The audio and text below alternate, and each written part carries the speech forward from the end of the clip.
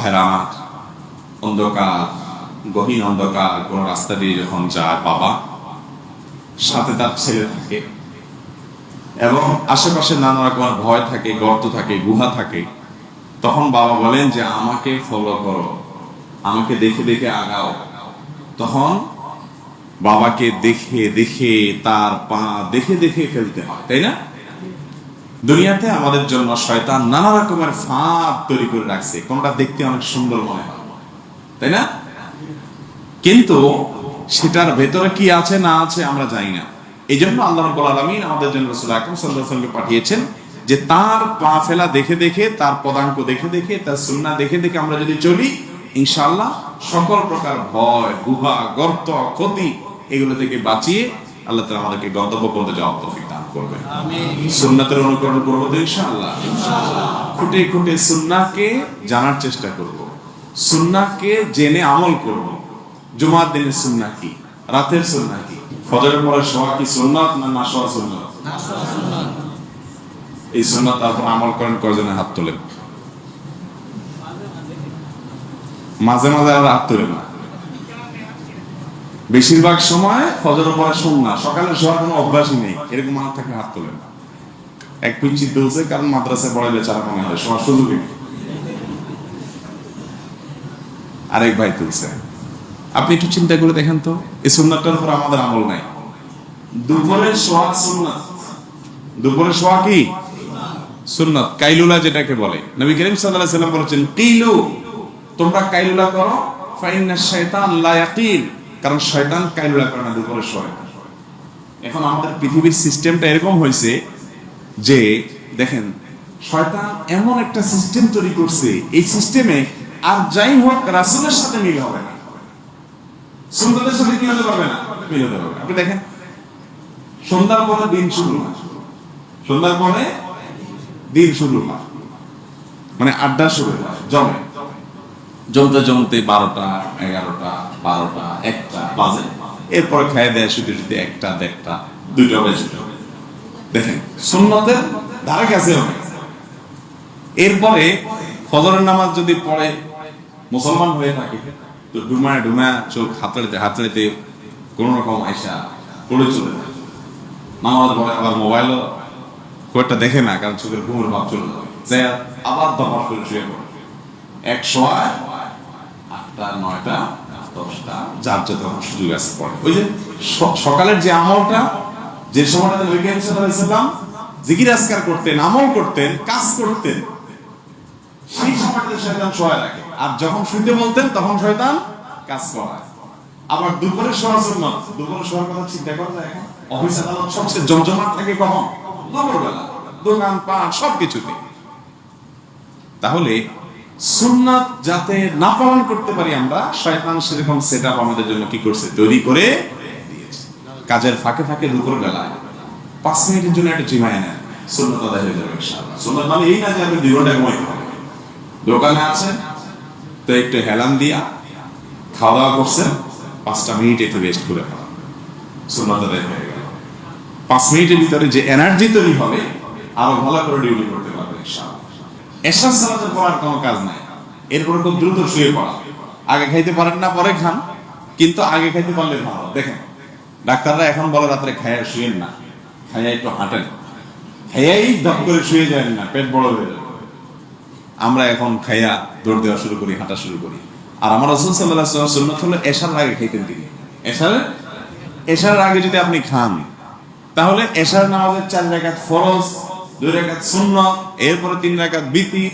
আর যদি নফল 2 রাকাত পড়েন, আর মসজিদে আসলেন, সিঁড়ি দিয়ে উঠলেন, আবার বাসায় গেলেন, সিঁড়ি ভাঙলেন, তাহলে হাঁটার বাপ দাদা হয়ে যায় কি যায় না? বলে পেট বড় হওয়ার কোনো সুযোগ আছে? নাই।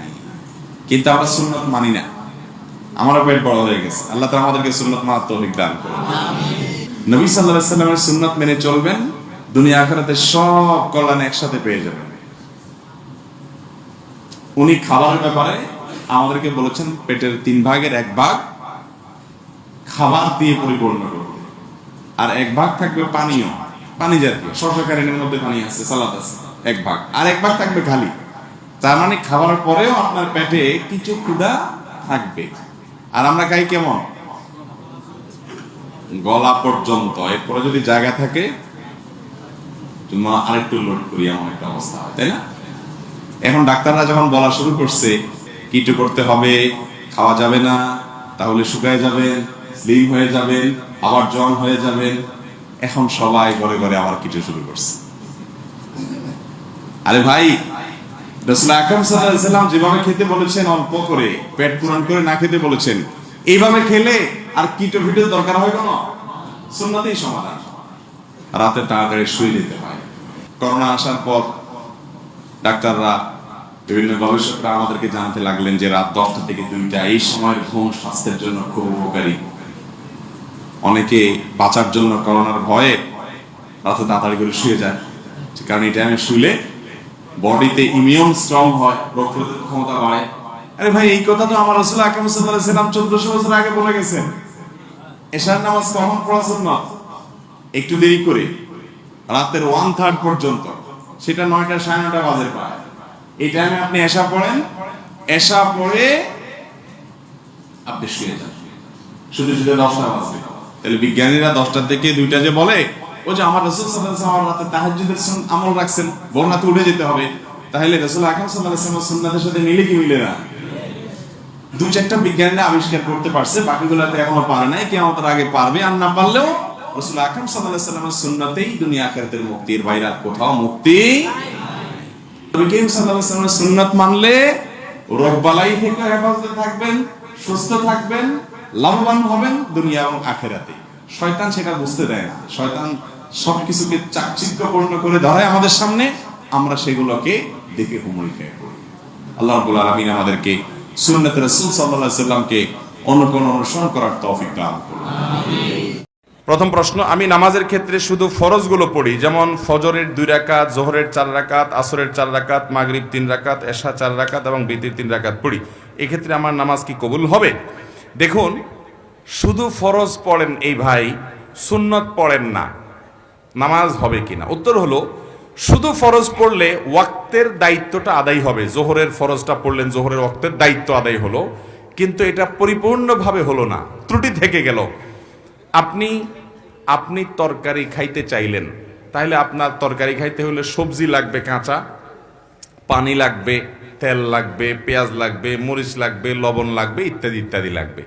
এখন আপনি পানির মধ্যে কাঁচা সবজি সিদ্ধ করে রান্না করে নিয়ে আসলেন, লবণ, তেল, হলুদ কিছুই দিলেন না, তাহলে এটাকেও সবজি বলা যায়, কিন্তু এই সবজি কেউ খাবে না, আপনিও খাবেন না, ঠিক না বেঠিক? 5 ওয়াক্ত ফরজ নামাজ, এটা পূর্ণতা পাওয়ার জন্য এর আগে পরে যে সুন্নত নামাজগুলো আছে সেগুলো হলো এরকম। এগুলো ছাড়া ওই নামাজটা হয়ে যাবে, ফরজ আদায় হয়ে যাবে, ওয়াক্তের ফরজ আদায় হয়ে যাবে আলহামদুলিল্লাহ, মাগার আপনার নামাজটা পরিপূর্ণ হলো না। মনে রাখবেন, সুন্নত নামাজগুলো কেন? এই যে 5 ওয়াক্ত নামাজের ফজরের আগে 2 রাকাত সুন্নত আছে, জোহরের আগে 4 রাকাত, পরে 2 রাকাত আছে, মাগরিবের পরে 2 রাকাত আছে, এশার পরে 2 রাকাত আছে। এই যে সুন্নত নামাজগুলো আছে, এগুলো কেন জানেন? এগুলোর অন্যতম উদ্দেশ্য হলো যাতে করে মূল নামাজটা আমাদের সুন্দরভাবে হয়, তার জন্য প্রস্তুতি। আগেরগুলো হলো প্রস্তুতিমূলক, আর পরেরগুলো হলো পরিপূরক। সুন্নত আগেরগুলা প্রস্তুতিমূলক, পরেরগুলাকে বলতে পারেন পরিপূরক, আর সবগুলাকেই অন্য অর্থে পরিপূরক বলতে পারেন। পরিপূরক মানে কি? ধরুন, আপনি কোনো একটা সরকারি অফিসে খুব গুরুত্বপূর্ণ একটা কাজে যাচ্ছেন, এনআইডি কার্ডের ফটোকপি লাগবে, জন্ম নিবন্ধনের ফটোকপি লাগবে, খুব জরুরি একটা কাজ, আপনার বিদেশ যাওয়ার মতো ব্যাপার, ভিসার মতো ব্যাপার। আপনি ফটোকপি নিয়ে যখন যাবেন, ফটোকপি সাধারণত এনআইডি কার্ডের ফটোকপি যদি একটা লাগে, আপনি কয়টা নিয়ে যাবেন? একটাই নিবেন না 2-4টা নিবেন?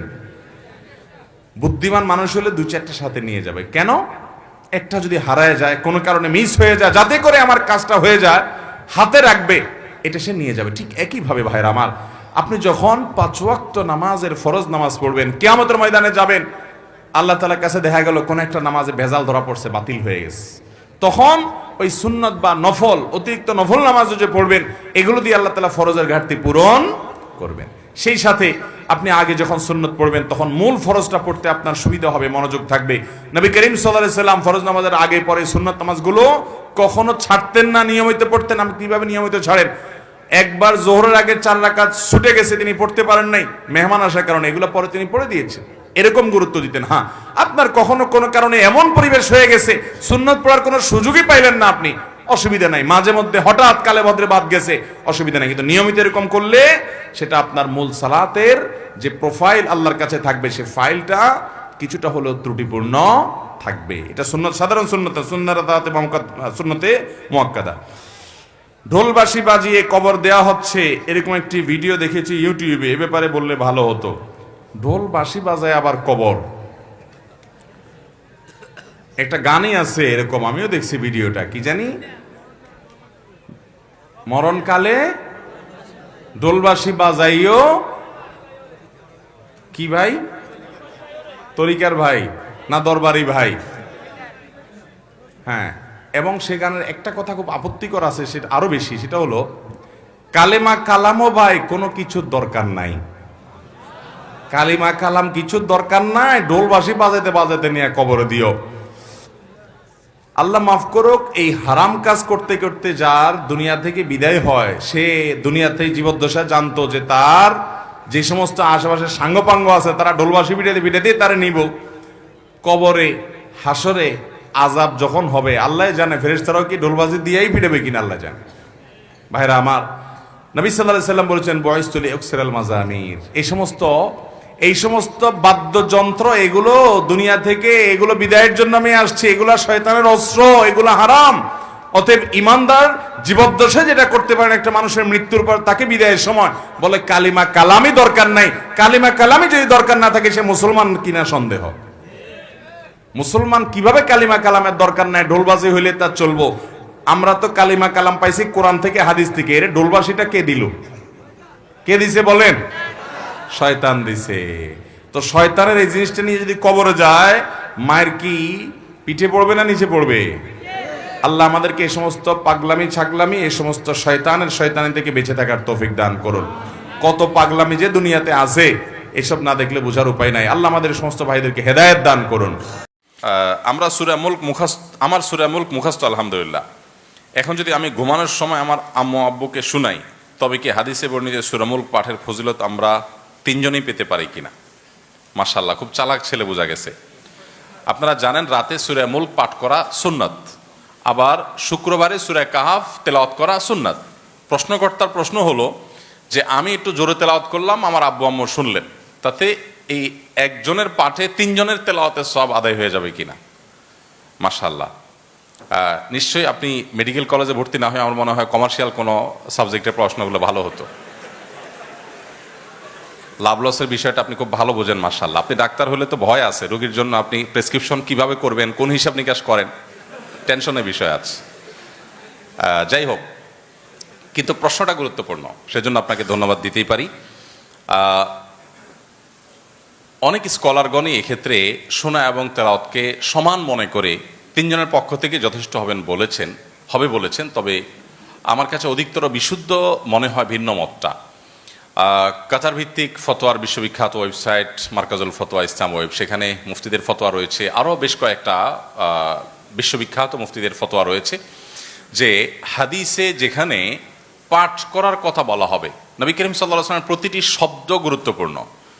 তিনি সূরা মুলক পাঠ করতে বলেছেন, সূরা কাহাফ পাঠ করতে বলেছেন। সো এটার সুবিধা, এটার উপকারিতা, এটার সওয়াব এবং রিওয়ার্ড পেতে আপনাকে পাঠ করতে হবে, শোনাটা এখানে যথেষ্ট না। হ্যাঁ, এটা ঠিক যে তেলাওয়াত করা যেমন সওয়াবের কাজ, তেলাওয়াত শোনাটাও সওয়াবের কাজ। নবী করিম সাল্লাল্লাহু আলাইহি ওয়াসাল্লাম আব্দুল্লাহ ইবনে মাসউদ রাদিয়াল্লাহু তাআলা আনহুকে একবার বলেছেন, তুমি একটু তেলাওয়াত করো, আমি শুনবো। তিনি অবাক হয়ে বলেন, হে আল্লাহর রাসূল, আপনার উপর কোরআন নাজিল হয়, আমি আপনাকে শোনাবো? তিনি বলেন, হ্যাঁ, আমার ইচ্ছে করছে তোমার কাছ থেকে শুনি। এভাবে বিভিন্ন সাহাবীদের কাছ থেকে নবী করিম সাল্লাল্লাহু আলাইহি ওয়াসাল্লাম তেলাওয়াত শুনেছেন এবং তেলাওয়াত শোনার বিপুল পরিমাণ সওয়াবের কথাও বলেছেন। মাঝে মধ্যে তেলাওয়াত শুনতেও হয়, সেটার আলাদা ফ্লেভার আছে, আলাদা অনুভব আছে, সন্দেহ নেই। কিন্তু সকাল সন্ধ্যার দোয়া যেগুলো পাঠ করতে বলা হয়েছে, এগুলো আপনাকে পড়তে হবে, এটা শোনা যথেষ্ট না। আপনি শুনলেন, শোনার সাথে সাথে আপনি আওড়ালেন, তাহলে সেক্ষেত্রে সেটি যথেষ্ট হতে পারে।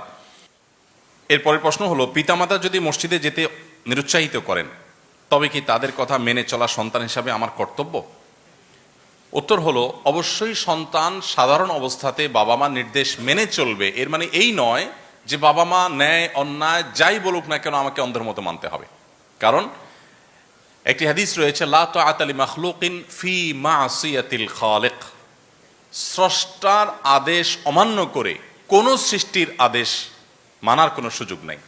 আমার বাবা মা আমার কাছে অনেক শ্রদ্ধার, আমার শিক্ষক আমার কাছে অনেক শ্রদ্ধার, আমার বড় ভাই গুণীজন গুরুজনেরা আমার কাছে অনেক শ্রদ্ধার, কিন্তু তার মানে এই নয় যে তারা কোনো অন্যায় নির্দেশ করলে সেটি আমাকে মানতে হবে।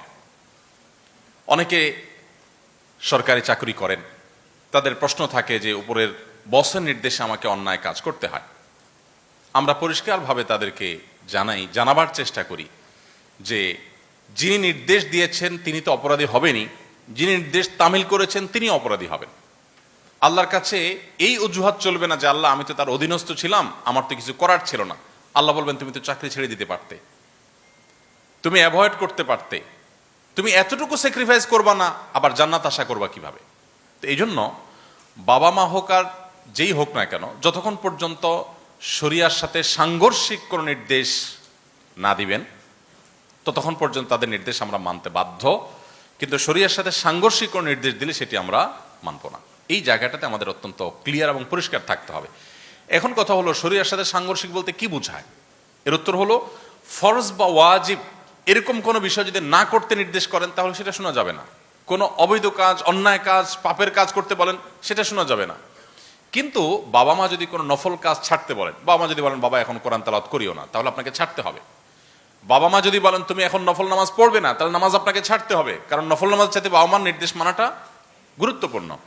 এই যে প্রায়োরিটি বোঝা, ইসলামের ক্ষেত্রে আমরা বেশিরভাগ মানুষ প্রায়োরিটি বুঝি না। না বোঝার কারণে আমরা কিন্তু সদিচ্ছা থাকা সত্ত্বেও ইসলাম থেকে বিচ্যুত হচ্ছি বা আল্লাহ নির্দেশ থেকে বিচ্যুত হয়ে যাচ্ছি। বাবা মার নির্দেশকে এত গুরুত্ব দিতে হবে, ইভেন আপনার বাবা মা যদি বলেন যে তুমি আর পড়াশোনা করার দরকার নাই বাবা, তাহলে আপনার জন্য পড়াশোনা করা কিন্তু ইসলামী শরিয়ার দৃষ্টিকোণ থেকে জায়েজ নাই। একটু ডিফিকাল্ট, একটু কঠিন আমি জানি, কিন্তু বাস্তবতা এটা। কারণ আপনার পড়াশোনা করা বলতে আপনার উচ্চতর ডিগ্রি নেওয়া, এটা আপনার জন্য ফরজ কিংবা ওয়াজিব না, কিন্তু বাবা মার নির্দেশটা মানা ফরজ ওয়াজিব। এখন আপনি বলতে পারেন যে বাবা মা বেবুঝা, তারা হয়তো শিক্ষা বঞ্চিত, অথবা তারা সাধারণ মানুষ, তারা বুঝে উঠতে পারছেন না, তারা যেটা বলছেন সেটা অযৌক্তিক, তারা বুঝছেন না, এর কারণে আমার কত ক্ষতি হবে। এরকম যদি হয় তাহলে বাবা মাকে আপনি কনভিন্স করতে হবে, সামহাও আপনি তাদেরকে বোঝাতে হবে। সন্তান জানে তার বাবা মাকে কি দিয়ে বোঝানো যায়, কিভাবে দুর্বল করা যায়। স্বামী স্ত্রী পরস্পরকে কিভাবে দুর্বল করবে এটা প্রত্যেকে কম বেশি জানা আছে। একান্ত অমানুষ না হলে এগুলো ম্যানেজেবল, আপনি ম্যানেজ করে নেবেন, কিন্তু কোনোভাবে তাদেরকে হার্ট করে তাদের মতের বিরুদ্ধে গিয়ে আপনি যা খুশি তা করতে পারেন না। হ্যাঁ, তারা যদি আপনাকে বলে বাবা এ বয়সে দায় রাখছিস কেন, বল জঙ্গি মামলায় ফাঁসাই দিবে তো, এই কারণে যদি বলে যে দায় রাখিস না, তাহলে বাবা মার সেই নির্দেশ মানা যাবে না। কারণ দায় রাখার নির্দেশ নবী সাল্লাল্লাহু আলাইহি সাল্লাম করেছেন। এখানে বাবা মার সাথে বেয়াদবিও করা যাবে না, বিনয়ের সাথে নিজের অপারগতাটা প্রকাশ করতে হবে। আল্লাহ তাআলা কোরআন কারীমে বলেছেন যে তারা তোমাদেরকে যদি, অর্থাৎ বাবা মা যদি তোমাদেরকে শিরিক করতে নির্দেশ করে, ফালা তুতি'হুমা, তবে তাদের সেই নির্দেশ মানবে না, কিন্তু মনে রাখবে ওয়াসাহিবহুমা ফিদ দুনিয়া মা'রুফা, তুমি তাদের সাথে দুনিয়াতে জীবন যাপন করতে হবে, সংসার করতে হবে অত্যন্ত সুন্দরভাবে। তোমার বাবা যদি অন্য ধর্মাবলম্বী হয়, তুমি তার সাথে দুর্ব্যবহার করবার কোনো রাইট তোমার নেই। অতএব এই জায়গাটাতে আমাদের ব্যালেন্স করতে হবে। নবী করিম সাল্লাল্লাহু আলাইহি সাল্লাম একবার বলেছেন, ওয়াল্লাহি লা ইউমিন, ওয়াল্লাহি লা ইউমিন, ওয়াল্লাহি লা ইউমিন, আল্লাহর শপথ ওই ব্যক্তি মুমিন নয়, আল্লাহর কসম ওই ব্যক্তি মুমিন নয়, আল্লাহর কসম ওই ব্যক্তি ঈমানদার নয়। সাহাবায়ে কেরাম বললেন, হে আল্লাহর রাসূল, কে, আপনি কার কথা বলছেন? তিনবার শপথ করেছেন, কে? আল্লাহর হাবিব সাল্লাল্লাহু আলাইহি সাল্লাম। তিনি সাহাবীদেরকে তিনবার শপথ করে বলেছেন, আল্লাহর শপথ ওই ব্যক্তি ঈমানদার নয়, সে মুমিন নয়। সাহাবায়ে কেরাম অবাক হয়ে বিস্ময় ভরে জিজ্ঞাসা করলেন, হে আল্লাহর রাসূল, কে যার ব্যাপারে আপনি শপথ করে বলছেন সে ঈমানদারই না, সে কপাল পোড়া লোকটা কে, আপনি বলুন। তখন নবী সাল্লাল্লাহু আলাইহি সাল্লাম বলেছেন, আল্লাযী লা ইয়ামানু জারুহু বাওয়াইকাহু, যে ব্যক্তির প্রতিবেশী, তার পাশের ঘরওয়ালা, পাশের বিল্ডিংওয়ালা, পাশের ফ্ল্যাটওয়ালা, পাশের দোকানওয়ালা, এক কথা তার আশেপাশে থাকে, বসবাস করে, সেই প্রতিবেশী, এই লোকটা, প্রতিবেশী যার অনিষ্ট থেকে, যার ক্ষতি থেকে, যার দুষ্টমি থেকে, যার শত্রুতা থেকে নিরাপদ থাকে না। অর্থাৎ যে প্রতিবেশীকে কষ্ট দেয়, প্রতিবেশীদের ক্ষতি করে, প্রতিবেশীর পেছনে লেগে থাকে, প্রতিবেশীর সাথে শত্রুতা করে, নবী করিম সাল্লাল্লাহু আলাইহি সাল্লাম বলেছেন, 3 বার শপথ করে বলেছেন, এই ব্যক্তি ঈমানদার হতে পারে। ভাইরা আমার, অন্য হাদিসে নবী আলাইহিস সালাম বলেছেন, মান কানা ইউমিনু বিল্লাহ ওয়াল ইয়াউমিল আখির, যে ব্যক্তি আল্লাহকে বিশ্বাস করে আর আখিরাতের প্রতি ঈমান আনে, ফালইউকরিম জারাহ, সে যেন প্রতিবেশীকে সম্মান করে, শ্রদ্ধা জ্ঞাপন করে, তার অশ্রদ্ধা, অসম্মান, অপমান, ক্ষয়ক্ষতি না করে। যদি সে আখিরাতে যেতে হবে, আল্লাহর সামনে দাঁড়াতে হবে, এই বিশ্বাস যদি তার থাকে, সে যেন মাথায় রাখে, সে যেন প্রতিবেশীর সাথে অসম্মান, অপমানকর, ক্ষতিকর কোন কাজ যেন তার সাথে না করে। যদি সে আখিরাতের প্রতি বিশ্বাস, তার মানে কিয়ামতে বান্দার ছোট বড় প্রতিটা বিষয়ের পুঙ্খানুপুঙ্খ রূপে উপস্থাপিত হবে। সেখানে ভালো কাজ করলে তার পুরস্কার যেমন হবে, কোন পাপ, অপরাধ, অন্যায় করলে তার তিরস্কার এবং সাজাও তেমন হবে। এই জন্য নবী সাল্লাল্লাহু আলাইহি ওয়াসাল্লাম বলেছেন, আখিরাতে বিশ্বাস আছে, আল্লাহর কাছে দাঁড়াতে হবে, সেই ঈমান আছে যদি থাকে, সাবধান, প্রতিবেশী, তোমার আশেপাশে যারা বসবাস করে, তাদের ব্যাপারে তোমাকে দায়িত্ববান হতে হবে, দায়িত্বশীল হতে হবে, সম্মান করতে হবে, শ্রদ্ধা করতে হবে। একবার নবী করিম সাল্লাল্লাহু আলাইহি সাল্লামের কাছে বলা হলো, হে আল্লাহর রাসূল, আমাদের একটা লোক, একজন পুরুষ আছে আমাদের মধ্যে, ছিল একজন পুরুষ ছিল আমাদের মধ্যে, এই লোকটা অনেক নামাজ কালাম পড়তো, খুব নামাজি হিসাবে প্রসিদ্ধ। ভালো করে খেয়াল করেন হাদিসটা, খুব ভালো করে। লোকটা খুব নামাজি কালামি হিসাবে সবার কাছে পরিচিত ছিল। কি হিসাবে পরিচিত ছিল? নামাজি। অনেক বেশি নামাজ পড়তো, 5 ওয়াক্ত তো বটেই, নফল, সুন্নত, সব নামাজ পড়তো, নামাজি মানুষ হিসেবে পরিচিত ছিল। শুধু তাই নয়, সে অনেক রোজা রাখতো। রমজানের রোজা তো রাখতোই, এর মানে হলো সুন্নত, নফল আর বহু রোজা রাখতো সে। খুব রোজাদার মানুষ হয়ে প্রসিদ্ধ ছিল। আরো শুনেন, শুধু এখানেই ক্ষান্ত নয়, লোকটা অনেক সাদাকা করত, প্রচুর 2 হাতে দান করত মানুষকে। ভাইরা আমার, প্রচুর পরিমাণ নামাজ, প্রচুর পরিমাণ রোজা, অনেক বেশি দান সাদাকা করতো একটা মানুষ। এই কাজগুলোকে ভালো কাজ না ভালো কাজ না? নামাজ পড়া তো পড়া, আবার অনেক নামাজ পড়া, রোজা রাখা তো রাখা, আবার অনেক পরিমাণে রোজা রাখা, দান করা তো করা, আবার প্রচুর পরিমাণে দান সাদাকা করা। এটা কি ভালো মানুষের লক্ষণ না খারাপ মানুষের লক্ষণ? সাহাবায়ে কেরাম বলেন, হে আল্লাহর রাসূল, অনেক নামাজ রোজা, অনেক দান সাদাকা করলেও এই লোকটার একটা অসুবিধা ছিল, যে তার পাশের বাড়ির লোকদের, পাশের ঘরের লোকদের, পাশের ফ্ল্যাটের মানুষদের, পাশের বিল্ডিং এর মানুষদের, প্রতিবেশী যারা ছিল, তাদের সাথে তার সম্পর্কটা ভালো ছিল না, তাদেরকে একটু কষ্ট দিত। এই একটা সমস্যা ছিল। এখন এই লোকটার কি হবে? আল্লাহ তাআলা তার নবী সাল্লাল্লাহু আলাইহি সাল্লামের কাছে ওহী পাঠান জিবরিলের মাধ্যমে। এই লোকটার পরিণতি কোথায়, তার ঠিকানা কোথায়, এটা আল্লাহ তাআলা নবী সাল্লাল্লাহু আলাইহি সাল্লামকে জানিয়ে দিয়েছেন। তিনি বলেছেন, তোমরা যে লোকটাকে বলতেছো অনেক নামাজি, অনেক রোজাদার, লোকটা অনেক দান সাদাকা করে, অথচ সে প্রতিবেশীকে কষ্ট দেয়, শুনে রাখো, আল্লাহর ফয়সালা হয়েছে তার ব্যাপারে, সে জাহান্নামী। আল্লাহু আকবার। এরপরে সাহাবীরা বলেন, হে আল্লাহর রাসূল, আরেকজন মহিলা আছে, এটা তো পুরুষ, আরেকজন মহিলা আছে, এ আল্লাহর বান্দি, খুব বেশি নামাজ কালাম, খুব বেশি রোজা, খুব বেশি দান সাদাকা করতো, এরকম কোন প্রসিদ্ধি বা পরিচিতি নাই মানুষের মাঝে। ফরজ নামাজগুলো করতো, ফরজ রোজাগুলো রাখতো, ফরজ দান করতো, অর্থাৎ মৌলিক বিষয় হয়তো ঠিক ছিল, কিন্তু অতিরিক্ত খুব বেশি করতেন, এরকম প্রসিদ্ধি, এরকম সুখ্যাতি, এরকম প্রশংসা মানুষের মুখে মুখে ছিল না। সাধারণ মানুষ বলা যেতে পারে। কিন্তু ভদ্রমহিলার একটা দিক ছিল যে তার আশেপাশে প্রতিবেশীর লোকেরা সবাই তার উপরে সন্তুষ্ট ছিল, সবার সাথে তার সুসম্পর্ক ছিল, কারোর সাথে সম্পর্ক সে খারাপ করতো না, কাউকে সে কষ্ট দিত না, এই জিনিসটা তার ছিল। নবী করিম সাল্লাল্লাহু আলাইহি সাল্লাম আল্লাহর কাছ থেকে প্রাপ্ত ওহীর আলোকে বললেন, তোমরা যে ভদ্র মহিলার কথা বলছিলে যে খুব বেশি নামাজ রোজা করে নাই, খুব বেশি দান সাদকা করে নাই, কিন্তু প্রতিবেশীর অধিকার সে পাই পাই করে আদায় করছে, কখনো প্রতিবেশীকে কষ্ট দেয় নাই, জ্বালা যন্ত্রণা দেয় নাই, এই ভদ্র মহিলা আল্লাহর ফয়সালা হয়েছে সে জান্নাতি। ও ভাই, প্রতিবেশীর অধিকার বোঝার জন্য আর কি কিছু দরকার আছে? কিন্তু আমরা কয়জন মানুষ বুকে হাত দিয়ে আল্লাহকে সাক্ষী রেখে বলতে পারবো যে আমি একজন মুসলমান হিসেবে আমার আশপাশে থাকা মানুষগুলোকে আমি কোনো কষ্ট দেই না, কোনো ডিস্টার্ব করি না, কোনো ক্ষতি করি না, পারলে উপকার করি? এরকম বলার মতো, এরকম ইমানি শক্তি আছে, এরকম নিজের প্রতি নিজের আস্থা বিশ্বাস আছে, এইরকম বলার মতো মানুষ আমাদের সমাজে অনেক কম। ঠিক না বেঠিক?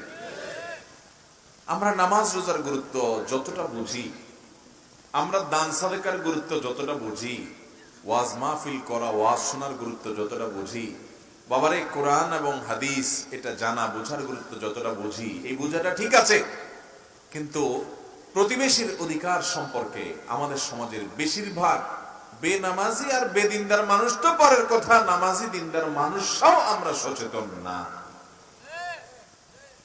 এ হাদিস বলছে শত সহস্র নামাজি, শত সহস্র রোজাদার, শত সহস্র দান দক্ষিণাকারী মানুষ জাহান্নামে যাবে প্রতিবেশীর হক নষ্ট করার কারণে।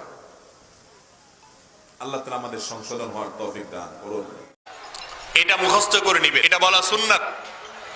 আরবিতে না পারলে বাংলায় বলবেন।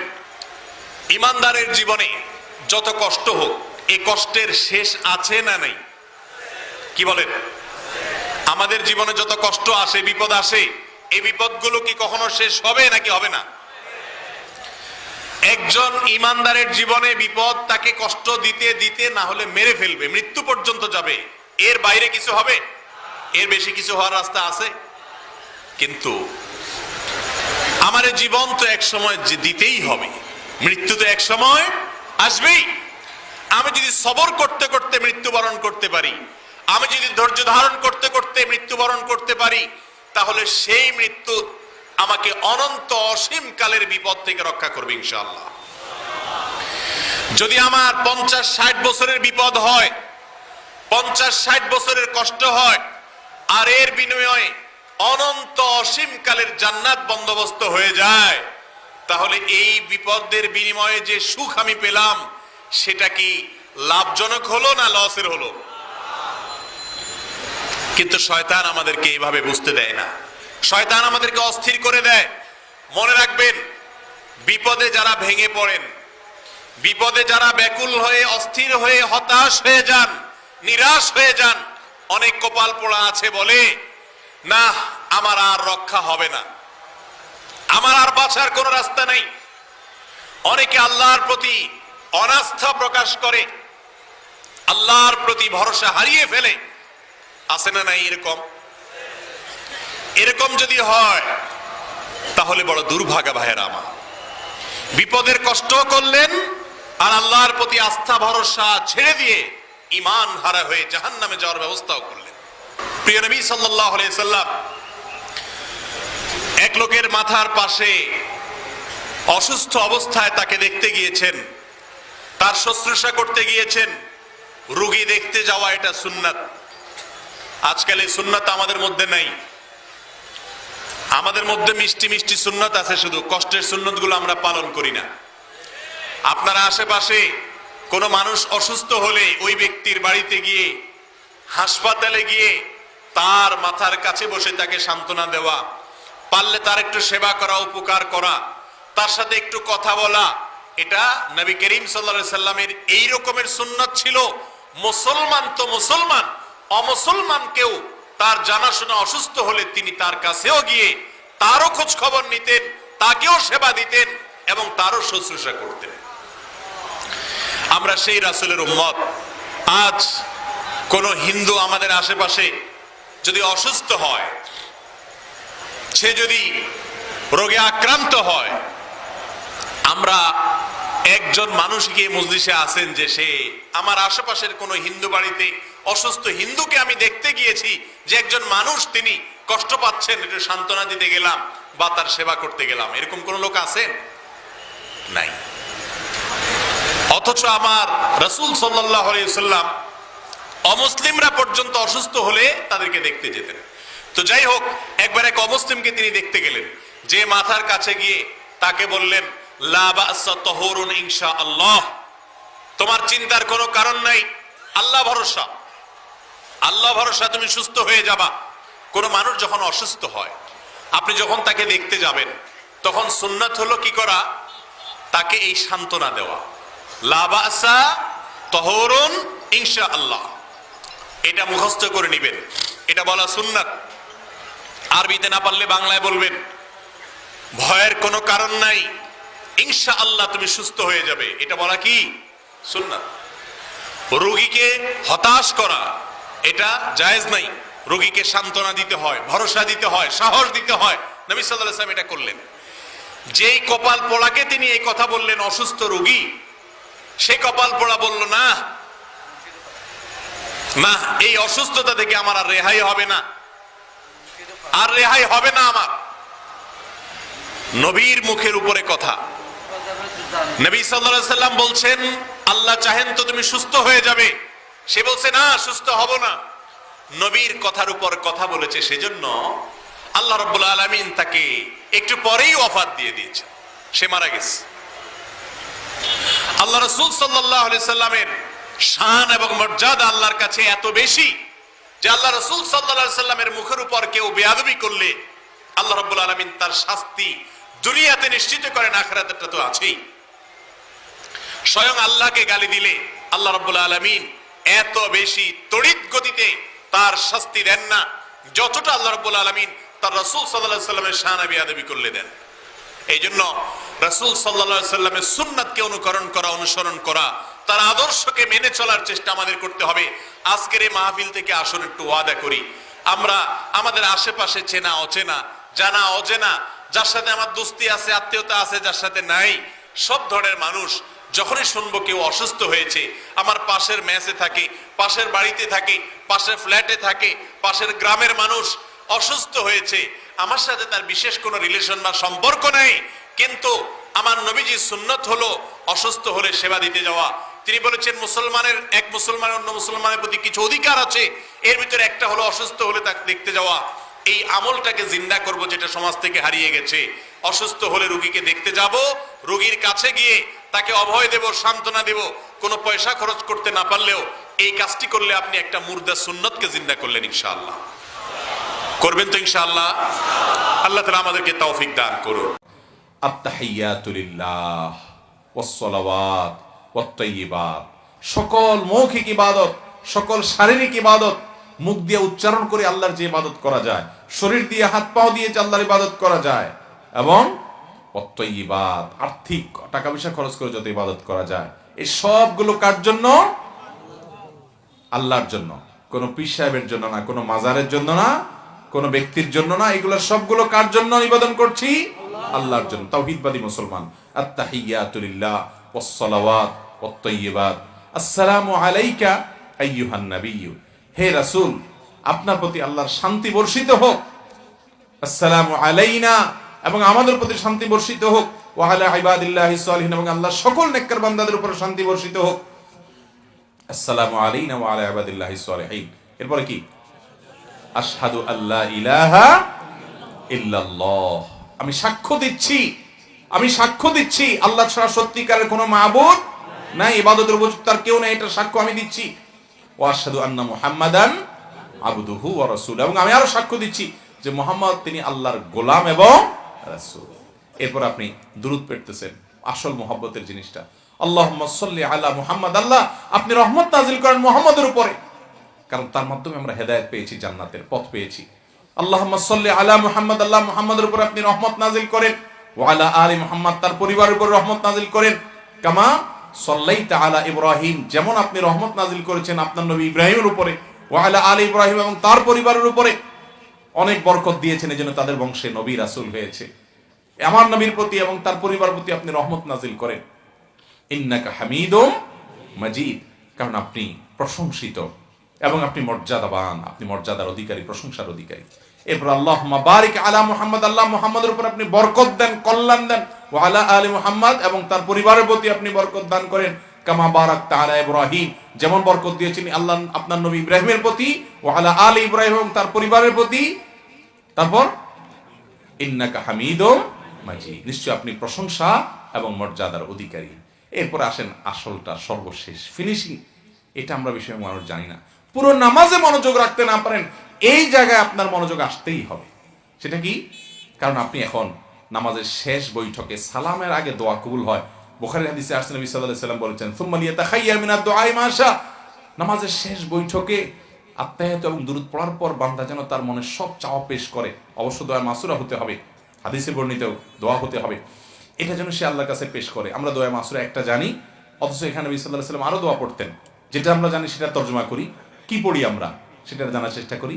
আল্লাহুম্মা ইন্নী যালামতু মানে কি বলেন?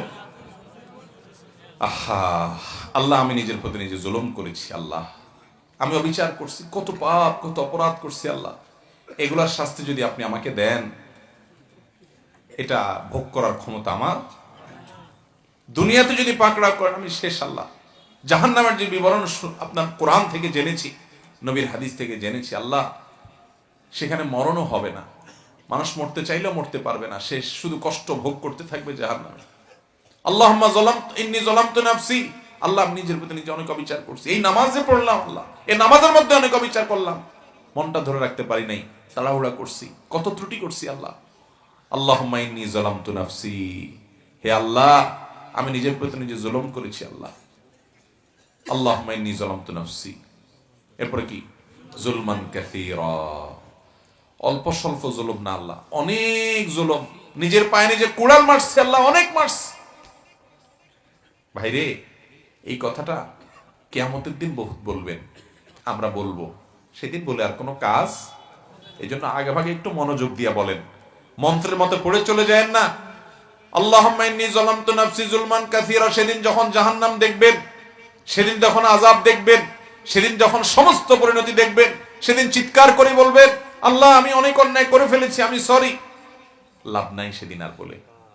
এই জন্য দুনিয়াতে বলে নেন, প্রতি নামাজে বিশেষ বৈঠকে এই জায়গায় এসে একটু থেমে যান। আল্লাহুম্মা ইন্নী যালামতু নাফসি যুলমান কাসীরা, আল্লাহ আমার নিজের প্রতি নিজে আমি অনেক অবিচার করেছি, এত অবিচার, এটার যদি শাস্তি আপনি দেন কি অবস্থা হবে সেটা মনে রেখে আমরা পড়বো আল্লাহুম্মা ইন্নী যালামতু নাফসি যুলমান কাসীরা। দেখেন এখানে আল্লাহর সাথে কথা বলছেন, কিন্তু পুরো নামাজ জুড়ে বললাম না আল্লাহর সাথে কথা। আল্লাহুম্মা মানে কি? হে আল্লাহ। আল্লাহুম্মা মানে কি?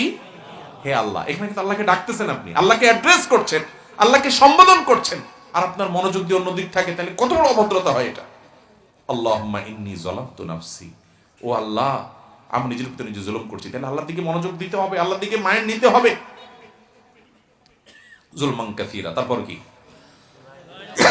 ওয়ালা ইয়াগফিরুয যুনুবা ইল্লা আনত, আর পাপাচার যত অপরাধ আমি করছি এগুলো আপনি ছাড়া কেউ মাফ করার ক্ষমতা কারোর ক্ষমতা নাই। দুনিয়াতে দালাল দিয়া, মামু দিয়া, খালু দিয়া বহুত পার হওয়ার রাস্তা আছে, কিন্তু মালিকের কাছে মাপ, মালিক না করলে কোনো মামু খালু দিয়া পাওয়া যাবে।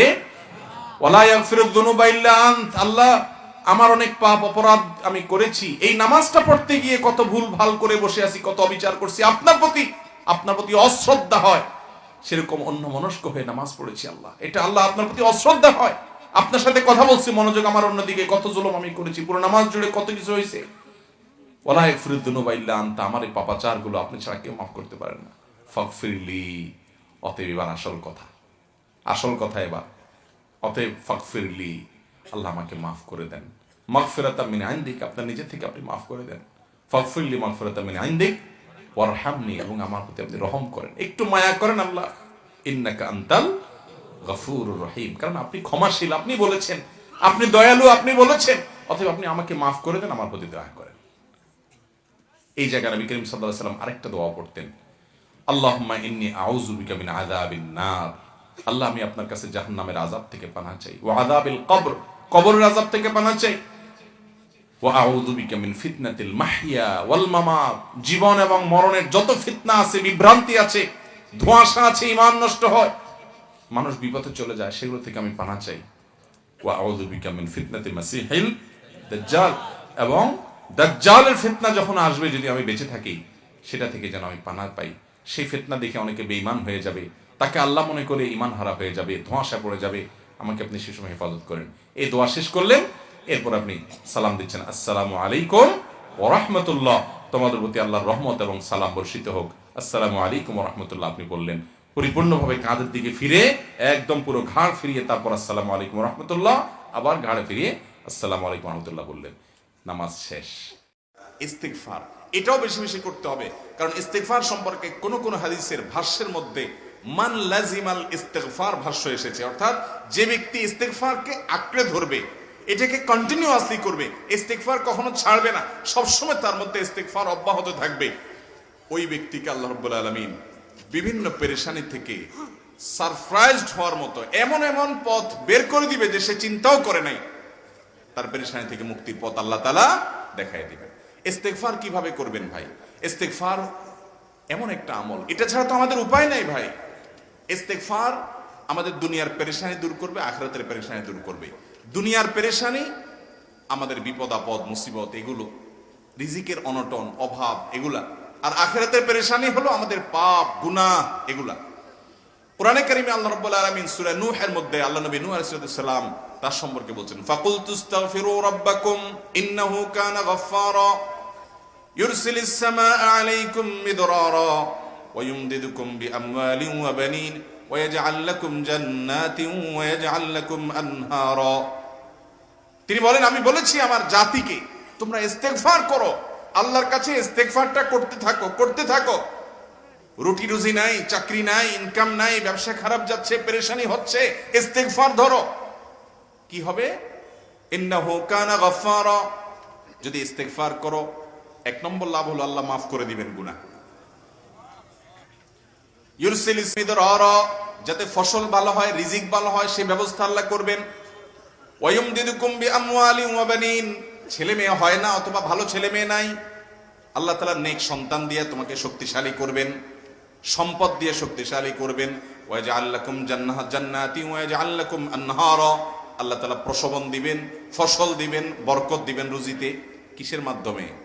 ইস্তিগফার। কিসের মাধ্যমে ভাই? ইস্তিগফার। আহা, ইস্তিগফারের আমল আমাদের দেশে মানুষ আমরা জানি না ভাই। এটাও আরবদেরকে আমি দেখেছি, সারাক্ষণ তারা অবসর সময়গুলোতে ইস্তিগফার করতে থাকে, আস্তাগফিরুল্লাহ ওয়া আতুবু ইলাইহি, আস্তাগফিরুল্লাহ আস্তাগফিরুল্লাহ। মানে কি? আল্লাহর কাছে আমি ক্ষমা প্রার্থনা করি, আল্লাহর কাছে আমি মাপ চাই, আল্লাহর কাছে আমি তওবা করি, আল্লাহর দিকে আমি ধাবিত হই, আল্লাহর কাছে আমি ফিরে যাই, আস্তাগফিরুল্লাহ আস্তাগফিরুল্লাহ। আপনি বসে আছেন নিরিবিলি, ভাইরা আমার, এখন আর নিরিবিলি বলতে কোনো সময় নাই, এখন আর ফ্রি টাইম নাই, এখন আর আমাদের অবসর টাইম নাই। আস্তাগফিরুল্লাহ কখন বলবো? মোবাইল টিপতে টিপতে টিপতে টিপতে, ফেসবুকের নোটিফিকেশন দেখতে দেখতে দেখতে, লাইক কমেন্ট গুনতে গুনতে আমাদের এখন কোনো ফুরসত নাই। বাহিরে তো নাই, টয়লেটে গেলেও তখন আমাদের ব্যস্ততা মোবাইল নিয়ে, ফেসবুক নিয়ে, ঘুমাইতে গেলেও আমাদের ব্যস্ততা। ও ভাই আমার, অথচ আমার হায়াত শেষ হয়ে যাচ্ছে, আমল নামার শূন্য খালি, ফেসবুক টিপাটিপিতে পরিপূর্ণ। আল্লাহর কাছে কি নিয়ে যাবেন? ইস্তিগফার করবেন তো ইনশাআল্লাহ? অবসর সময় ইস্তিগফার করবেন তো ইনশাআল্লাহ? নিরিবিলি আছেন, একাকী আছেন, ইস্তিগফার চালায় দেন। 10 সেকেন্ড টাইম পাইছেন, ইস্তিগফার শুরু করে দেন। ডাক্তারের কাছে গেছেন, ওয়েটিং এ আছেন, বসে আছেন, ইস্তিগফার করতে থাকেন। সিরিয়াল আছেন কোনো কাজে, ইস্তিগফার করতে থাকেন। ডিউটিতে যাচ্ছেন, গাড়িতে, বাইসাইকেলে, বাইকে, যে কোনো ভাবে পায়ে হেঁটে ইস্তিগফার করতে থাকেন। যে কোনো অবসরের সময়গুলোকে ইস্তিগফার দিয়ে পরিপূর্ণ করে দেন। ভাইরা আমার, ইস্তিগফার সকল সমস্যার সমাধান। ইস্তিগফারের ভিতরে সবচেয়ে শ্রেষ্ঠ ইস্তিগফার হলো সাইয়্যিদুল ইস্তিগফার। সাইয়্যিদুল ইস্তিগফারটা যদি মুখস্থ না পারেন, অন্তত লিখিত ভার্সনটা পড়েন। সাইয়্যিদুল ইস্তিগফারের যে অর্থ, এটার যে মর্ম, বড় হৃদয়গ্রাহী ভাই, বড় মর্মস্পর্শী। ইমানদার এটার অর্থের দিকে তাকায় যদি পড়ে, তো তার অন্তর না গলে পারে না। নবী করিম সাল্লাল্লাহু আলাইহি সাল্লাম এই দোয়া শিক্ষা দিয়েছেন আমাদেরকে। এই সাইয়্যিদুল ইস্তিগফার পড়ার পর যদি কারোর মৃত্যু হয়, মওত হয়, তো আল্লাহ রাব্বুল আলামিন তাকে সরাসরি জান্নাত দেন, সমস্ত গুনাহ মাফ করে দেন। আল্লাহুম্মা আনতা রাব্বি সাইয়্যিদুল ইস্তিগফারের ভাষা দেখেন, আল্লাহুম্মা আনতা রাব্বি, হে আল্লাহ আপনি আমার রব, আপনি আমার মালিক, আপনি আমার পালনকর্তা, আমি আপনার গোলাম। খালাকতানি, আপনি আমাকে সৃষ্টি করেছেন, ওয়া আনা আবদুক, আমি আপনার গোলাম। ওয়া আনা আলা আহদিকা ওয়া ওয়া'দিকা মাস্তাতা'ত, আপনি যে আমাকে আপনার রব হিসাবে আমার কাছ থেকে যে স্বীকৃতি নিয়েছেন, আমার কাছ থেকে যে ওয়াদা নিয়েছেন যে আমি আপনার কথা মেনে চলবো, আমি চেষ্টা করেছি, যতটুকু সম্ভব হয়েছে সে অনুযায়ী চলেছি। আবু উলাকা বিনিআমাতিকা আলাইয়া, আপনি আমাকে অগণিত নেয়ামত দিয়ে রেখেছেন, কত নেয়ামতের মধ্যে আমি আছি। ওয়া আবু উলাকা বিযামবি, আর আমি এই কথারও স্বীকার করি যে আমি অনেক পাপ করছি এত নেয়ামত পাওয়ার পরেও। ফাগফিরলি, অতএব আপনি আমাকে মাফ করে দিন। ফাইন্নাহু লা ইয়াগফিরুয যুনুবা ইল্লা আনতা, কারণ আপনি ছাড়া আর কেউ ক্ষমা করতে পারে না অপরাধ সমূহকে। ভাইরা আমার, অর্থের দিকে লক্ষ্য করে করে মর্মটা বুঝে বুঝে একটু সাইয়্যিদুল ইস্তিগফার পড়েন, লেখা দেখে দেখে পড়েন, ইউটিউব থেকে দেখে দেখে পড়েন, কিন্তু পড়েন। এটা হলো বড় ইস্তিগফার। এত বড় ইস্তিগফার পড়তে পারেন না, কোনো পেরেশানি নাই, কোনো অসুবিধা নাই। সবচেয়ে ছোট ইস্তিগফার হলো আস্তাগফিরুল্লাহ, আস্তাগফিরুল্লাহ, আস্তাগফিরুল্লাহ। আল্লাহ আপনার কাছে ক্ষমা চাই, কত ভুল হয়ে যায়, কত অন্যায় হয়ে যায়। ভাইরা আমার, এটা হলো রিমুভার। ভুল করে কিছু লিখছেন, রিমুভ করে ফেলছেন, শেষ হয়ে গেছে। আপনি ঘন ঘন ইস্তিগফার পড়তে থাকেন, অগণিত ভুল হয়, অগণিত ত্রুটি হয়, বারবার ইস্তিগফার এগুলোকে সবগুলোকে শেষ করে দেয়। ভাইরা আমার, নিরাপত্তা এনে দেয়। আল্লাহ কোরআনে কারিমে বলেছেন যে আপনার রব আপনার কওমের প্রতি আযাব নাযিল করবেন না যদি আপনি থাকেন। আর যদি তারা ইস্তিগফারে রত রাখে, তাহলে গণ আযাব আল্লাহর পক্ষ থেকে আসবে।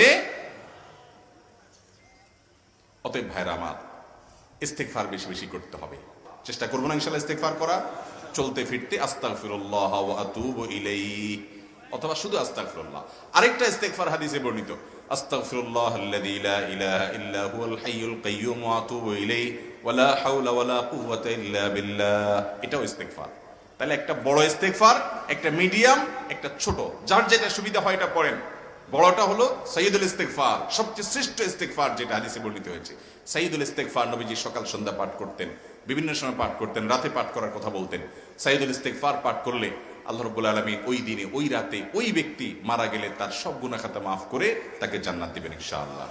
অতএব ভাইরা আমার, সাইয়্যিদুল ইস্তিগফার সবচেয়ে বড়, আস্তাগফিরুল্লাহাল্লাযী লা ইলাহা ইল্লা হুয়াল হাইয়ুল কাইয়্যুম ওয়া আতুবু ইলাইহি ওয়া লা হাওলা ওয়া লা কুওয়াতা ইল্লা বিল্লাহ।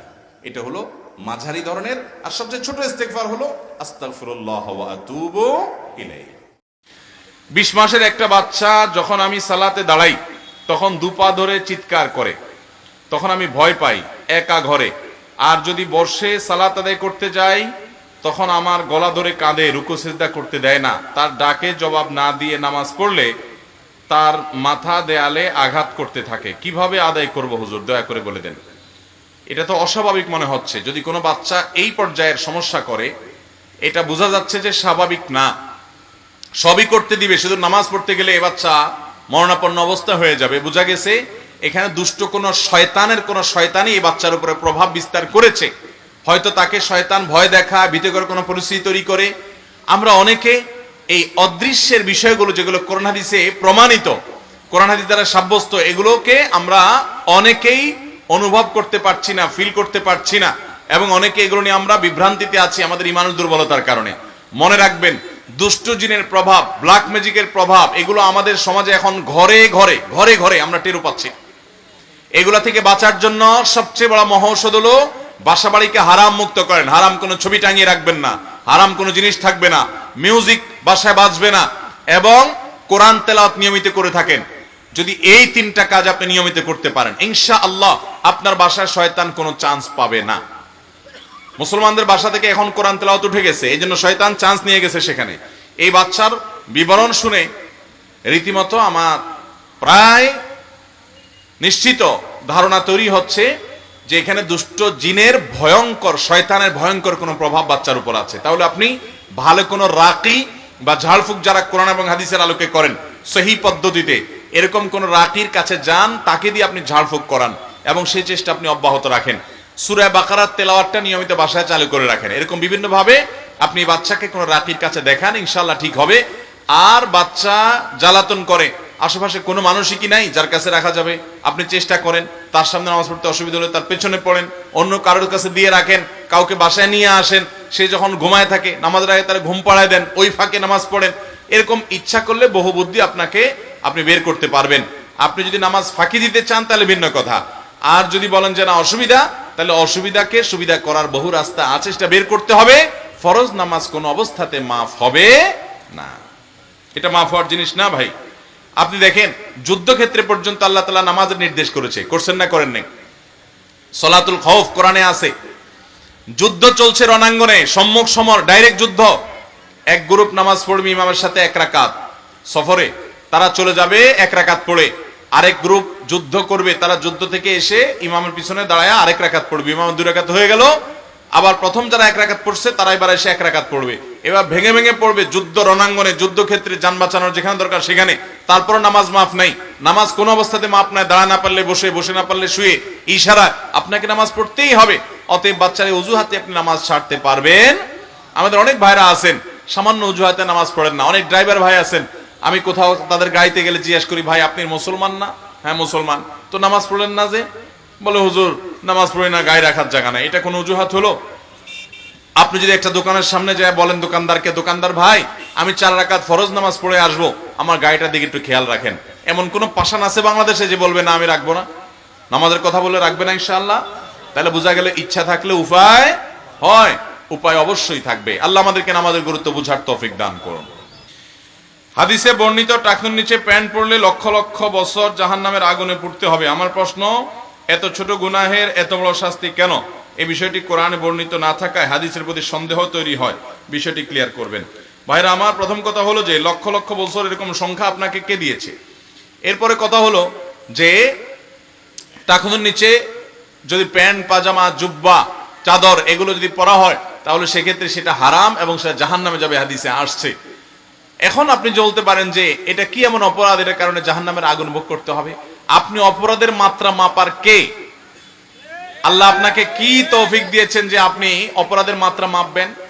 কোন অপরাধে কি কতটা ক্ষতি হবে না হবে তার সব দিকগুলো যদি আপনি বুঝে যেতেন তাহলে তো আপনি নিজেই আল্লাহর সমকক্ষ হওয়ার দাবি করতেন। এটা তো সেই রকম একটা ব্যাপার হয়ে গেল। আল্লাহ রাব্বুল আলামিন যা আমাদেরকে নিষেধ করেছেন তার কোন নিষেধাজ্ঞার রহস্য কি, এই সবগুলো কি আমরা বুঝে ফেলা সম্ভব? যদি সম্ভব হয় সবকিছু, তাহলে তো নিজেকে আল্লাহর সমকক্ষ নাউজুবিল্লাহ দাবি করার মতো হয়ে গেল। এটা কোনোদিনই সম্ভব না। অতএব কোরআন এবং হাদিসে আল্লাহ এবং তার রাসূল সাল্লাল্লাহু আলাইহি সাল্লাম যা করতে বলেছেন, যা করতে নিষেধ করেছেন, সেটা করণীয়গুলো করা, বর্জনীয়গুলো ছাড়া, এটাই আমাদের কর্তব্য এবং এর মধ্যেই আমাদের কল্যাণ আছে, বুঝে আসুক বা না আসুক। জীবনে প্রথমে আমি খুব স্বামী ভক্ত ছিলাম, স্বামীর আচরণে সেই ভক্তি হারিয়ে গেছে। এখন আমার স্বামী আগের চেয়ে মোটামুটি ভালো, কিন্তু আমি চেষ্টা করেও আগের মতো স্বামী ভক্ত হতে পারছি না। এই অবস্থা আমার করণীয় কি? আমাদের এক বোন প্রশ্নটি পাঠিয়েছেন হয়তো। দেখুন, একজন নারী তিনি তার স্বামীর ভালোবাসা অন্তরে ধারণ করবেন, স্বামীকে শ্রদ্ধা করবেন, ভক্তি করবেন, সেবা করবেন, তার কথা বৈধ এবং যৌক্তিক নির্দেশ মেনে চলবেন। এটা একজন ইমানদার এবং জান্নাতি নারীর বৈশিষ্ট্য হবে। ঠিক একইভাবে একজন স্বামী, তার বৈশিষ্ট্য হবে তিনি যদি জান্নাতি হন, তার বৈশিষ্ট্য হবে তিনি তার স্ত্রীর সাথে সুন্দর আচরণ করবেন। ওয়াশিরুহুন্না বিল মারুফ, আল্লাহ কোরআনে বলেছেন তোমরা তোমাদের স্ত্রীদের সাথে সুন্দরভাবে জীবন অতিবাহিত করো, জীবন কাটাও, সংসার করো সুন্দরভাবে। তাদের সাথে বেয়াদবের মতো, অসভ্য মানুষের মতো আচরণ করবে না। এটা পুরুষদেরকে আল্লাহ নির্দেশ করেছেন। ওয়ালাহুন্না মিসলুল্লাযী আলাইহিন্না, মহিলাদের উপর যেরকম কিছু কর্তব্য আছে আবার তাদের কিছু অধিকারও আছে। এই জন্য স্বামী স্ত্রী পরস্পরের অধিকারগুলো দেখতে হয়। ভাইরা আমার, আজকাল দাম্পত্য জীবনগুলো এত ঠুনকো হয়ে গেছে, ঘরে ঘরে সংসার ভেঙে যাচ্ছে, ঘরে ঘরে দাম্পত্য কলহ, বিয়ে করে সারে নাই, অশান্তি শুরু। এই যে নায়ক নায়িকা দেখেন না, কয়দিন পর পরই প্রতিদিন এই সংবাদগুলো শুনে আমার কাছে ভালো লাগে না, কষ্ট লাগে ভাই। একটা সংসার, স্বামী স্ত্রীর একটা সাজানো গোছানো ঘর, এটা যখন ভেঙে যায় কত কষ্ট হয় যাদেরটা ভাঙে। তারা বুঝে। তারা হয়তো আল্লাহর অবাধ্য, আল্লাহর নাফরমান, হয়তো গুনাহে লিপ্ত, না বুঝে এমন পথে হেঁটেছে যে তাদের সংসার আর টিকছে না, অনবরত ভেঙে যাচ্ছে। এই সংবাদগুলো আমরা এড়াতে পারি না, আমরা এই সমাজের অংশ। আলেম ওলামা যারা আছেন, এই সমাজে কি হয় না হয় তারা পেপার পত্রিকা এবং নিউজ ফিডে বিভিন্ন নিউজ তারা দেখেন। এই যে আপনার কোন খেলোয়াড়ের সাথে আরেক খেলোয়াড়ের বিয়ে, ভারত পাকিস্তানের বিয়ে ভেঙে গেল, কালকের পত্রিকা মনে আসলো। আবার আমাদের দেশের বিভিন্ন আপনার এই সিনেমার জগতের অনেক অ্যাক্টর যারা ভালোবাসার অভিনয় করে, আপনাদেরকে শিখায় কিভাবে ভালোবাসতে হয়। আপনাদের শিক্ষকদের এই অবস্থা যে তাদের ভালোবাসাই মেড ইন চায়না, সব টিকে না, ঠুসঠাস করে ভাঙে। কয়দিন আগে বিয়ে হলো শুনলাম, এখন আবার ভাঙার আওয়াজ শুরু হয়ে গেছে। তো শিক্ষকের এই অবস্থা হলে ছাত্রদের কি দুরবস্থা হবে? যারা বিবাহের আগে অবৈধ সম্পর্ক করেন, যুবকরা শিক্ষা নেন, আপনাদের শিক্ষকদের অবস্থা দেখছেন? এরা আপনাদের প্রেম অর্থাৎ অবৈধ ভালোবাসা, হারাম রিলেশন করা শিক্ষা দেয়। আল্লাহর কসম, দাম্পত্য জীবনকে কখনো হারাম রিলেশন সুখ দিতে পারে? হারাম রিলেশন কখনো দাম্পত্য জীবনে সুখী করে না মানুষকে। আপনি যদি আরো প্রমাণ নিতে চান, পশ্চিমা দুনিয়ার দিকে একটু চোখ মেলেন, তাকান, দেখবেন সেখানে ঘরে ঘরে ঘরে ঘরে অবৈধ রিলেশন। অবৈধ রিলেশন ছাড়া বিয়ে হয় না বললেই চলে। আর ঠিক একইভাবে সেখানে প্রতিনিয়ত বিয়ে ভাঙতে থাকে, সংসার টিকে না। ভাইরা আমার, এগুলোর অন্যতম প্রধান কারণ হলো যে আমরা আল্লাহর নির্দেশ থেকে সরে যাচ্ছি। স্বামীরাও সরে যাচ্ছেন, স্ত্রীরাও সরে যাচ্ছেন। আমার যে বোন প্রশ্ন করেছেন, আমি তাকে স্যালিউট জানাই, আমি তার প্রতি শ্রদ্ধা জানাই যে তিনি তার নিজের সমস্যা ধরতে পেরেছেন, যে তার স্বামীর প্রতি তার ভক্তি কমে যাচ্ছে। এটা মুসলমান নারীর আলামত, এটা মুত্তাকি নারীর আলামত, এটা জান্নাতি নারীর আলামত। আজকাল তথাকথিত নারীবাদের নামে আমাদের অনেক বোনকে বিপদগামী করা হচ্ছে। তাদেরকে প্ররোচিত করা হচ্ছে যে সংসারের এই তথাকথিত শেকল ভেঙে ফেলো, তোমার যা খুশি তা করো। আমারে বোন এদের এসব প্ররোচনায় প্ররোচিত হয়ে যখন একটু তথাকথিত শেকল ভাঙতে যায়, কিছুদিন পরে এই বোনটি টের পায় যে তিনি কোন গর্তে পা দিয়েছে। কিন্তু তখন আর ফেরত আসার রাস্তা অনেক সময় থাকে না। এই জন্য ভাইরে, আল্লাহর নির্দেশের বাইরে এই পৃথিবীতে কোনো সুখের ঠিকানা নাই। হ্যাঁ, ইসলাম নারীদের অধিকারের কথা যতটা বলেছে, যখন বলেছে, তখন আজকালকের তথাকথিত এই সমস্ত অধিকার নিয়ে সোচ্চার থাকা মানুষগুলোর জন্ম হয়নি, এই আইডিয়াই তাদের মাথায় আসে নাই।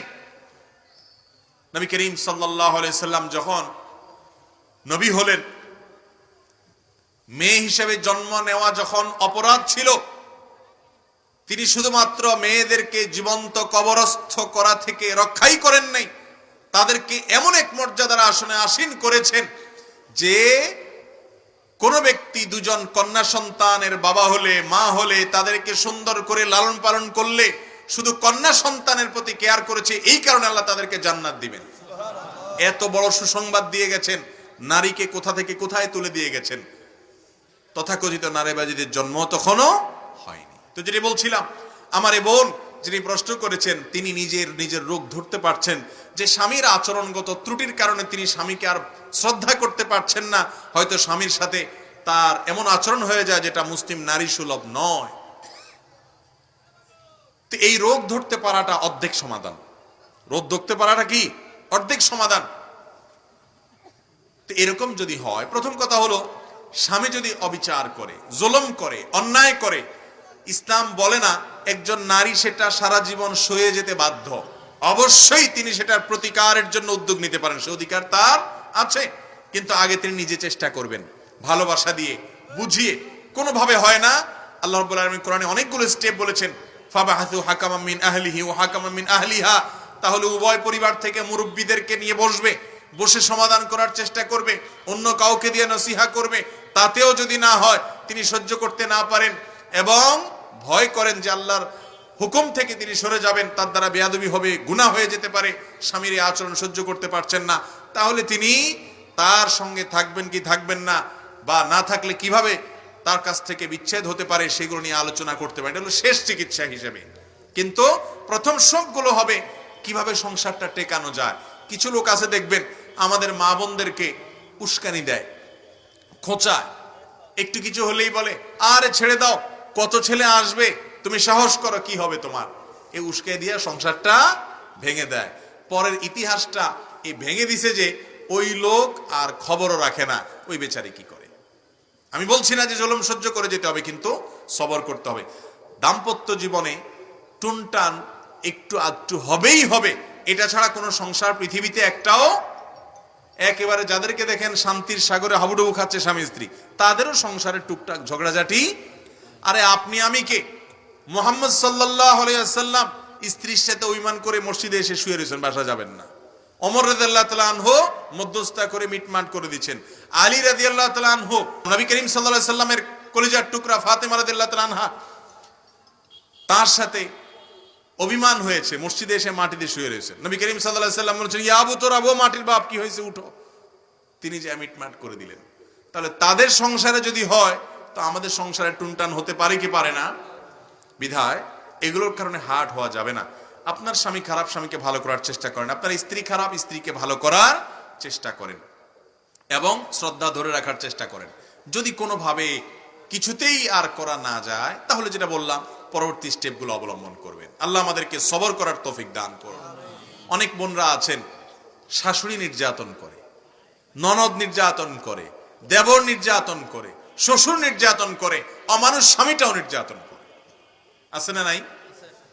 যদি এরকম হয় যে গরিব ফ্যামিলির, তিনি এখান থেকে যেতেও পারছেন না, থাকতেও পারছেন না, গেলে তার জন্য গ্লানি আরো বেশি, তিনি জানেন প্রত্যেকের অবস্থা তিনি ভালো জানেন। যদি এরকম পরিস্থিতি হয়, আমি বলি এই বোনদেরকে যে এই অমানুষ যারা আপনার প্রতি জুলুম করছে, সে হোক শ্বশুর, হোক শাশুড়ি, হোক ননদ, হোক স্বামী, তারা অবশ্যই জাহান্নামের ইন্ধন হবে, জাহান্নামের কাষ্ট হবে, জাহান্নামে পুড়বে তারা যদি জুলুম করে থাকে, অন্যায় করে থাকে। কিন্তু আপনি যদি সবর করতে পারেন, তাহলে আল্লাহ তাআলা সবরের বিনিময়, আস-সবরু জাযাউহু আল জান্নাহ ইন্নামা ইউওয়াফাস সাবিরুন আজরাহুম বিগাইরি হিসাব।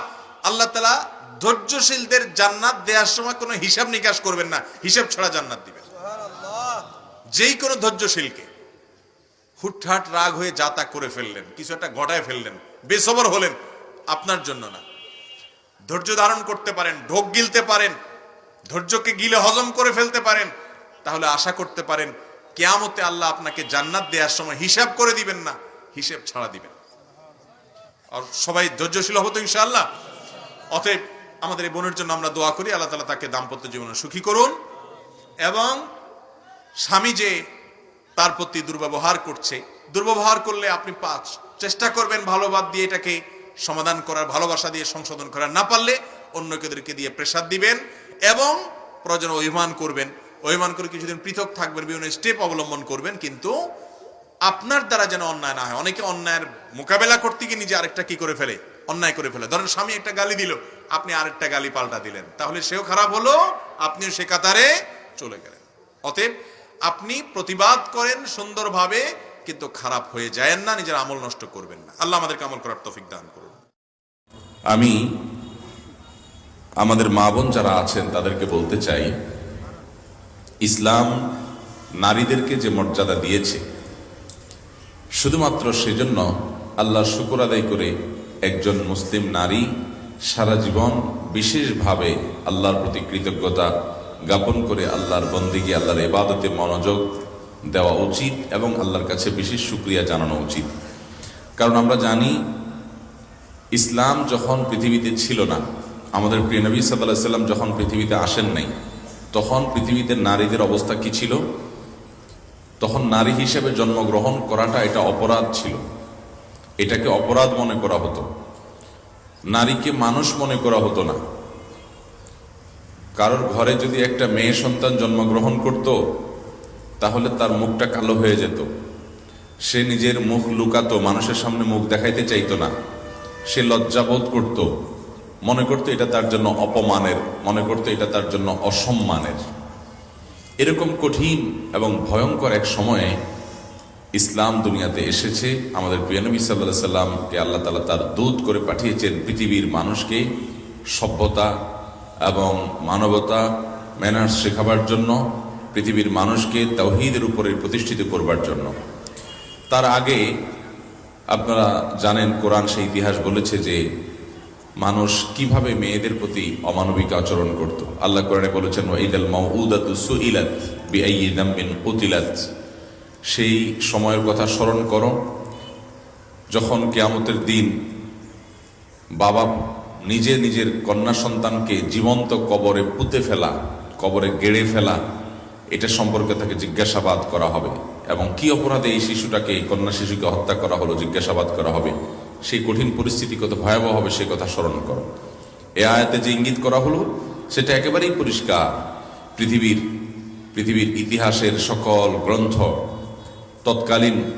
তৎকালীন জাহিলি যুগের, অন্ধকার যুগের যে ইতিহাস রচনা করেছে সেটাতে পরিষ্কারভাবে ফুটে উঠেছে এবং সকল ইতিহাস গ্রন্থে এখনো পরিষ্কারভাবে লেখা আছে যে তখন কোনো পুরুষের ঘরে কোনো মেয়ে সন্তান জন্ম নিলে সেই মেয়ে সন্তানকে বিভিন্ন মিথ্যা প্রলোভন দিয়ে কবর খুদে কবরে ধাক্কা দিয়ে ফেলে দিয়ে মাটি দিয়ে চাপা দিয়ে ফেলত জীবন্ত কন্যা সন্তানকে। কন্যা সন্তান হলে মনে করত তার দুর্ভাগ্য, হতভাগ্য, তাকে মনে করা হতো সে সমাজের সবচাইতে অপয়া, সবচাইতে কপাল পোড়া। এই জন্য মানুষ কন্যা সন্তান হলে মুখ লুকাতো। আল্লাহ কোরআনে বলেছেন যে ওয়াইদা বুশিরা আহাদুহুম বিল উনসা যাল্লা ওয়াজহুহু মুসওয়াদ্দান ওয়া হুয়া কাযীম। যখন তাদের মেয়ে সন্তান হয়েছে এটা বলা হতো, তখন তাদের চেহারাটা কালো হয়ে যেত, মুখ কালো করে ফেলতো তারা। ইয়াতাওয়ারা মিনাল কওম মিন সুই মা বুশিরা বি।